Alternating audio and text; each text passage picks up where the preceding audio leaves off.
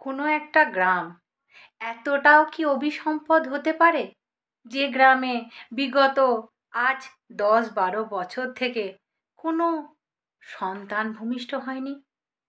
না কোনো পুত্র সন্তান, না কোনো কন্যা সন্তান।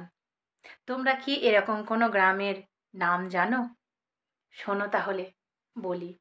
একটা গ্রামে দেখা যাচ্ছিল যে বিগত 10-12 বছর থেকে কোনো সন্তান সদ্যোজাত ভূমিষ্ঠ হয় না। তার কি কারণ পরে জানতে পারা যায়। আস্তে আস্তে সবাই লক্ষ্য করে বিগত 10-15 বছরে একটা গ্রামে কোনো সদ্যোজাত শিশু কিন্তু জন্মগ্রহণ করেনি। আস্তে আস্তে ওই গ্রামটা অভিসম্পদ গ্রাম হিসাবে পরিচিত হতে লাগলো। আশেপাশে কোনো গ্রামের লোক ওই গ্রামে আর ছেলে মেয়েদের বিয়ে দিতে চাইতো না। কিন্তু বলে না, যদি থাকে নসিবে আপনা আপনি আসিবে। পূজার ওই গ্রামেই একটা ছেলের সাথে বিয়ে ঠিক হয়। খুব ভালো ছেলে, কিন্তু ওই গ্রামটা যে এতটা অভিসম্পদ সেটা পূজা আগে থেকে জানতো না। পূজার মা বাবা কোনো কিছু খবর না নিয়েই ভালো ছেলের জন্য সেই ছেলের সাথে পূজার বিয়ে দিয়ে দেয়। কিন্তু পূজা খুব ধার্মিক, ঈশ্বর ভক্ত মেয়ে। ছোট থেকে পূজার কেটেছে পুজো করতে করতে। সেই ঈশ্বরের প্রতি যথেষ্ট নিষ্ঠাবান, ঈশ্বরে বিশ্বাসী মেয়ে। 1 দিন 2 দিন 3 দিন 4 দিন 6 মাস 1 বছর 2 বছর করতে করতে 5 বছর কেটে যায়।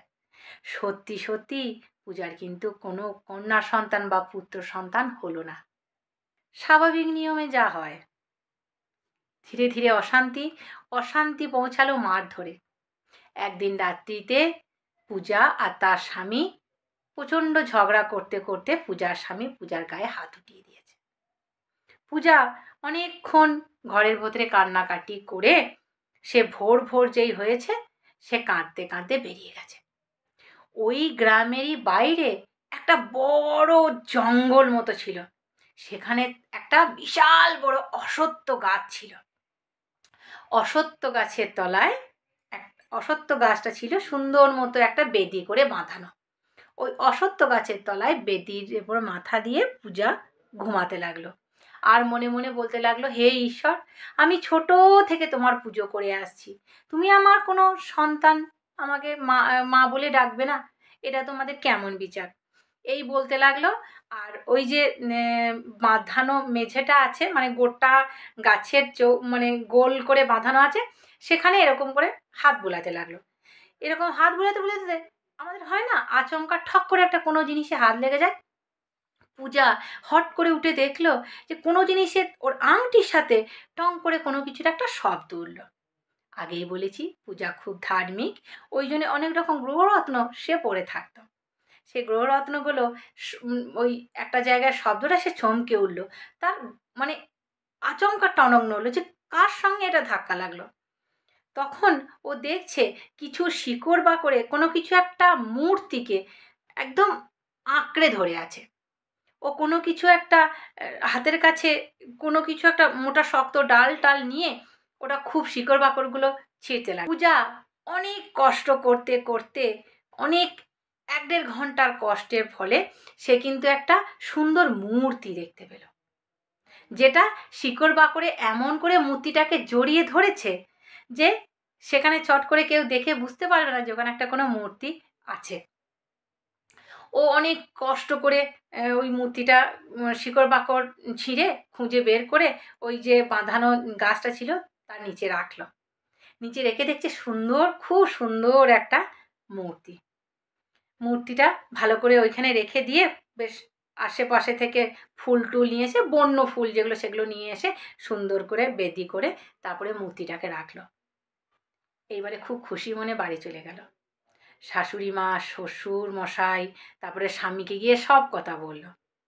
তারা স্নান টান করে এসে দেখলো, ও মা, এটা তো আমাদের সেই মূর্তি। ওদের গ্রামে বিশাল বড় বিশাল জাগ্রত একটা মা ষষ্ঠীর মূর্তি। অনেক বছর আগে এই মা ষষ্ঠীর মূর্তিটা সবাই গ্রামের লোকজন পুজো করত। আর এতটাই এই মা ষষ্ঠীর মানে মূর্তিটা জাগ্রত ছিল যে যা মানসিক করতো সব ফলতো। তার জন্য ধীরে ধীরে ধীরে ধীরে ওই যে মা ষষ্ঠীর মূর্তিটা পুরো গায়ে স্বর্ণ অলঙ্কারে ভর্তি হয়ে গেছিল। এবারে গোটা মূর্তি স্বর্ণ অলঙ্কারে ভর্তি হয়ে গেলে যা হয়, চোরের দৃষ্টি পড়ল সেই দিকে। চোর ওই অলঙ্কারগুলো খুলতে না পেরে মূর্তি শুদ্ধ তুলে নিয়ে চলে এসেছিল। এইবার কি হয়েছিল, এবার তারা মূর্তি শুদ্ধ নিয়ে চলে এসে ওই যে পূজার যেই গাছের গুড়ির নিচে বসে বসে কাঁদছিল, সেই গাছের গুড়ির নিচে এসে তারা মূর্তিটাকে রেখে দিয়ে চলে গেছিল।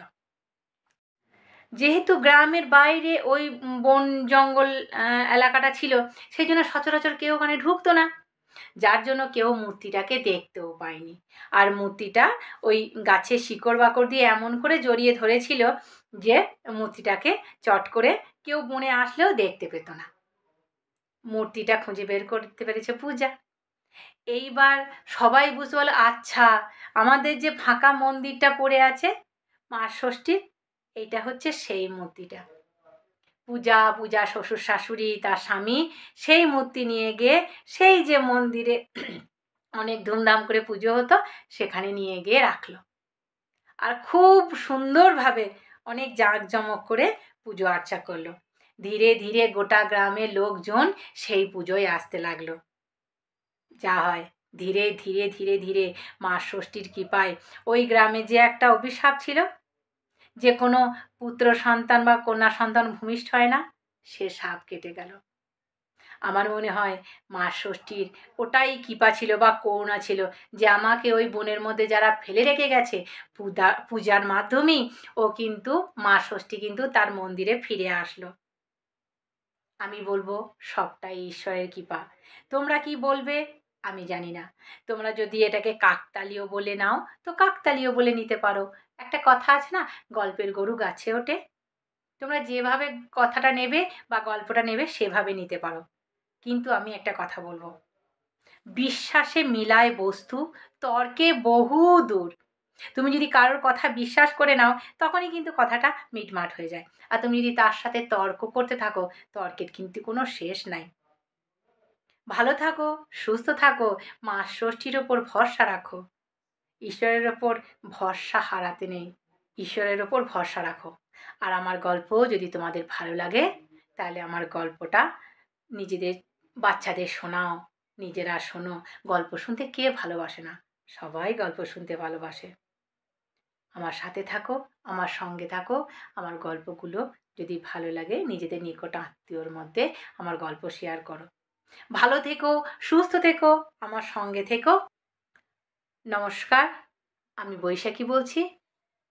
এই আমার গল্প কেমন লাগলো তোমরা কিন্তু শুনে কমেন্ট করে জানাতে ভুলো না।